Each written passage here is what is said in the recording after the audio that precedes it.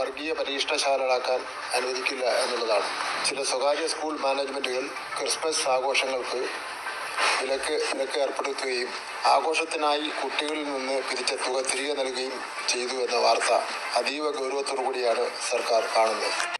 ഈ കേരളം ഉത്തർപ്രദേശോ ഛത്തീസ്ഗഡോ ഗുജറാത്തോ ആണെന്നാണോ ഈ കേരളത്തിലെ ഹിന്ദു ഐക്യവേദി BJP വർഗീയ ഫാസിസ്റ്റ് സംഘടനകൾ കരുതുന്നത്?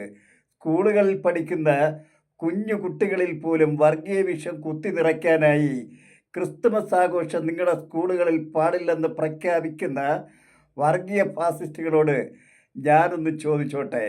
തെരഞ്ഞെടുപ്പ് അടുത്ത് വരുമ്പോൾ കേക്കും വൈനുമായി ബിഷപ്പ് ഹൗസുകളിലും പള്ളികളുടെയും തിണ്ണനിറങ്ങുന്ന നിങ്ങൾ പ്രകടിപ്പിക്കുന്ന ഈ സ്നേഹം കാപട്യമല്ലേ?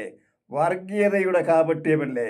തക്കം കിട്ടിയാൽ ക്രിസ്ത്യാനികളെ കൊലവിളിക്കാൻ തക്കം പാർത്തിരിക്കുന്ന തക്കം പോലെ തക്കതായത് പറയുന്ന കാപട്യമല്ലേ നിങ്ങളുടെ ഈ ഹിന്ദുയിസം? അതിനല്ലേ നിങ്ങളുടെ ആചാര്യന്മാരായ ഗോൾവാൾക്കറും കേശവ ബലിറാം ഹെഡ്ഗേവാറും ഈ RSS എന്ന സംഘടന ഇവിടെ സ്ഥാപിച്ചത്?